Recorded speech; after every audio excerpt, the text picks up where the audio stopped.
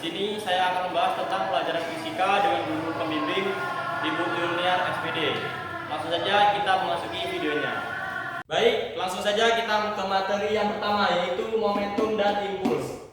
Momentum adalah hasil kali antara massa benda dengan kecepatannya. Momentum termasuk besaran vektor dengan rumus P sama dengan M kali V. M sama dengan benda dengan satuan kilogram. V sama dengan kecepatan dengan satuan meter per sekon. P sama dengan momentum dengan satuan kilogram meter per sekon.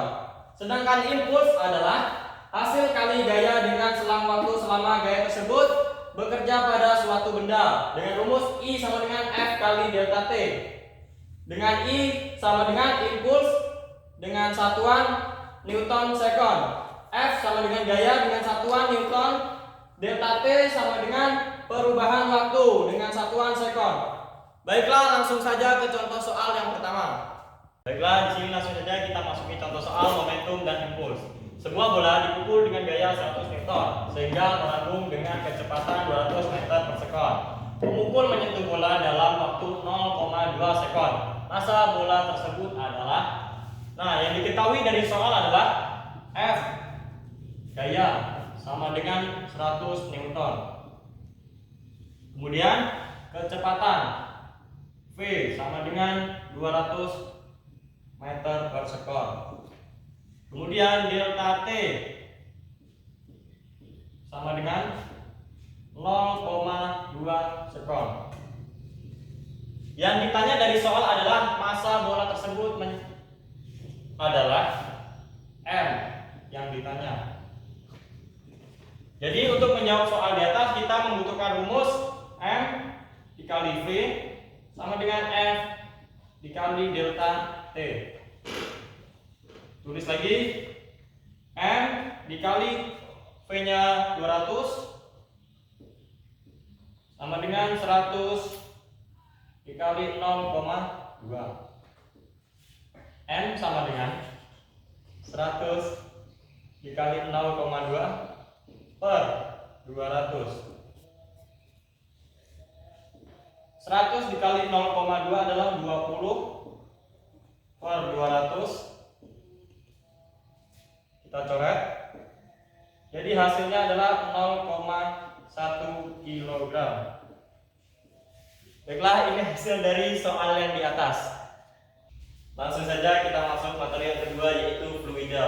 Fluida didefinisikan sebagai zat yang berubah bentuk secara kontinu bila terkena tegangan geser. Yang pertama adalah massa jenis dan tekanan. Massa jenis dengan rumus Rho sama dengan M per V.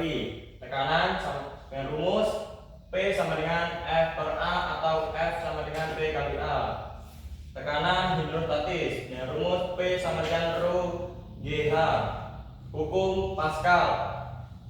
P1 sama dengan P2, F1 per A1 sama dengan F2 per A2. Yang ketiga ada hukum Archimedes dengan rumus Fa sama dengan W sama dengan Rho GV.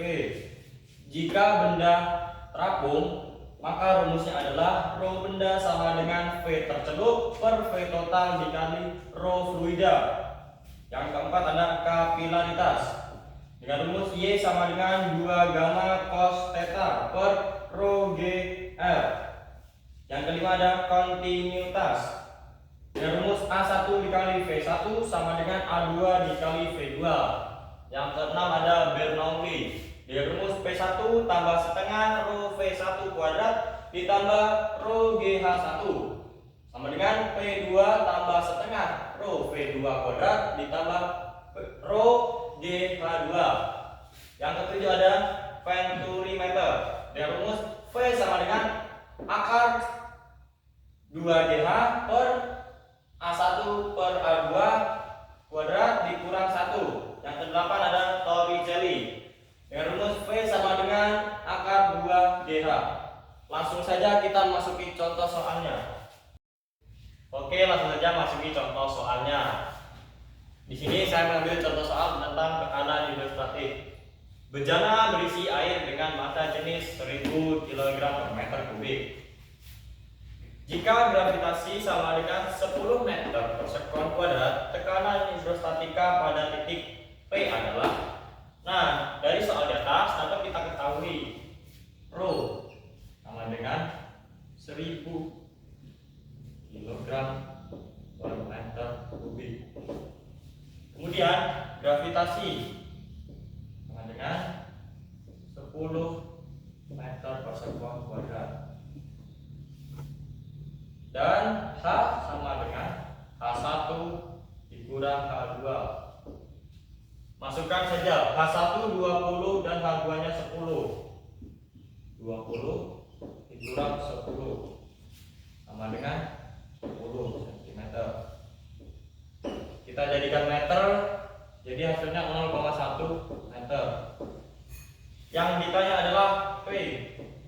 Jadi kita akan menggunakan rumus sama P sama dengan Rho dikali G dikali H.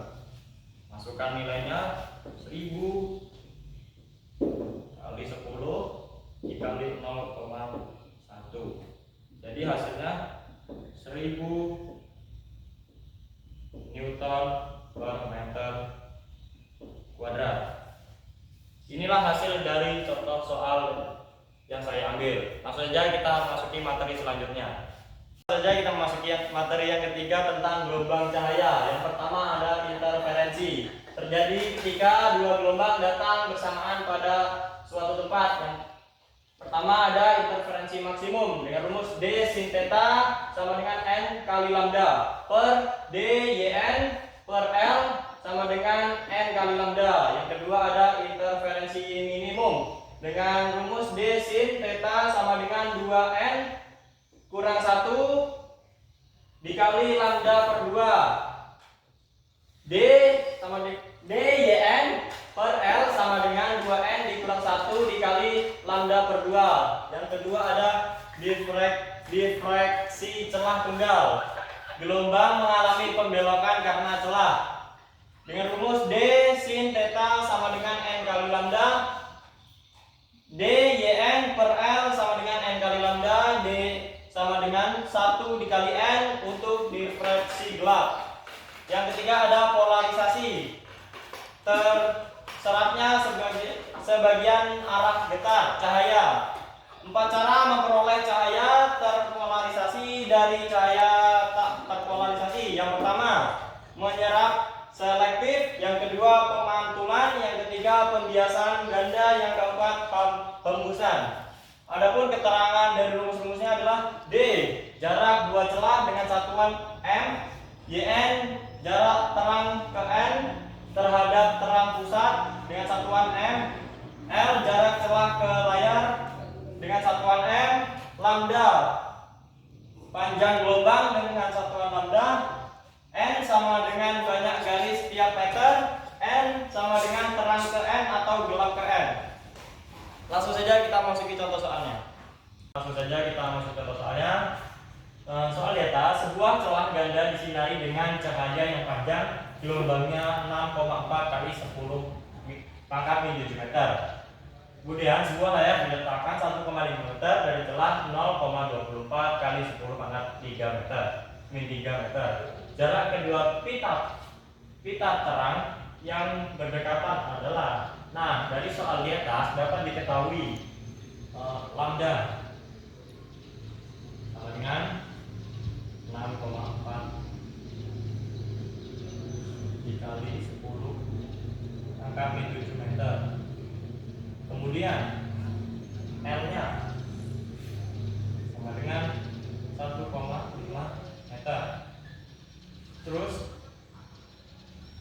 celah yaitu D sama dengan 0,24 kali 10 min 3 meter. Kemudian karena N-nya tidak diketahui ya kan, jadi N-nya sama dengan 1. Yang ditanya adalah Y. Jadi kita akan menggunakan rumus D per L dikali Y sama dengan M dikali lambda. Langsung saja kita masukkan nilainya. D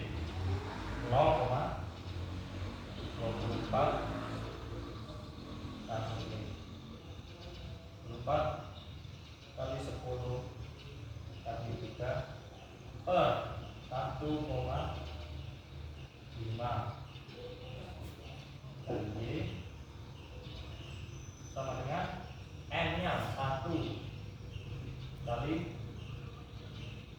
angka 6, dikali 10 angka 7. Jadi Y sama dengan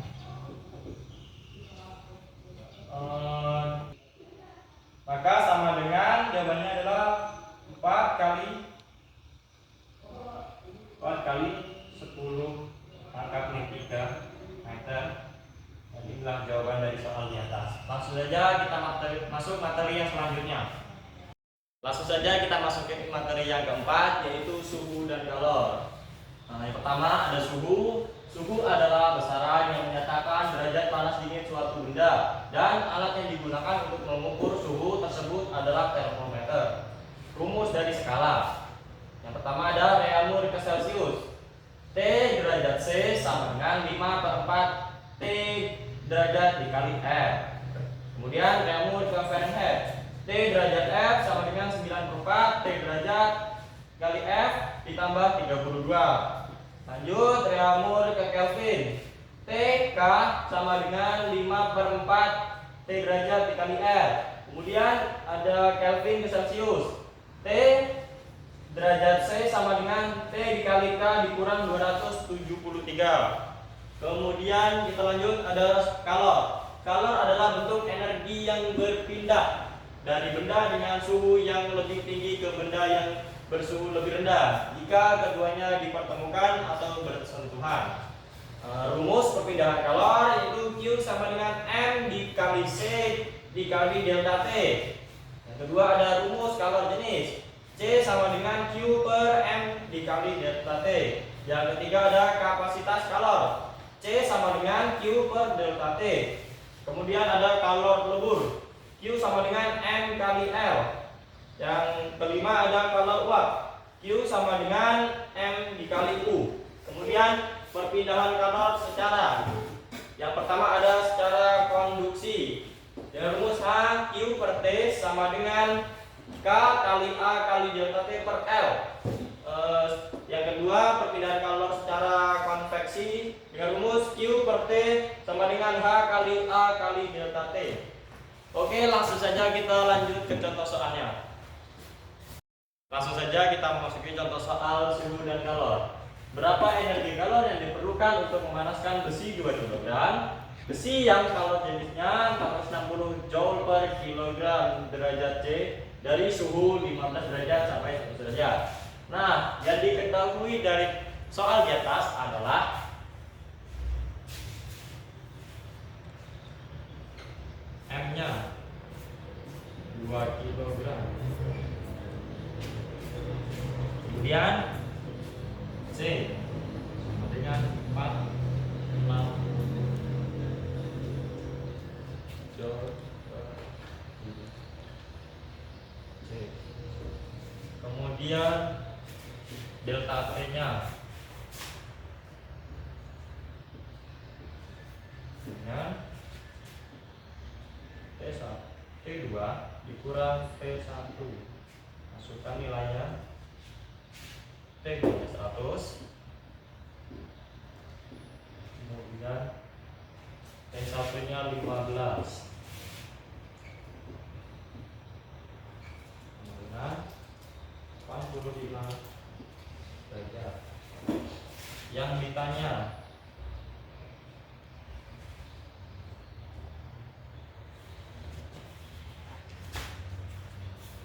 adalah Q.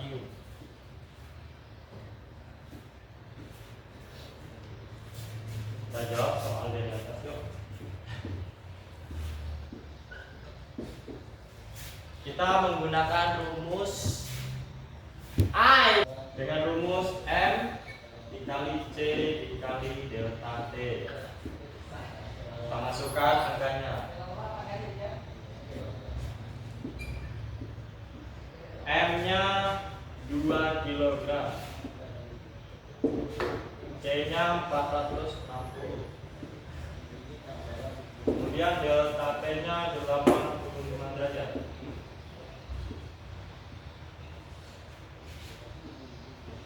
hasilnya 78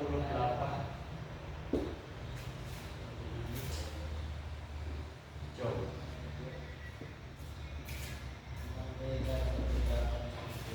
Langsung saja kita lanjut materi berikutnya.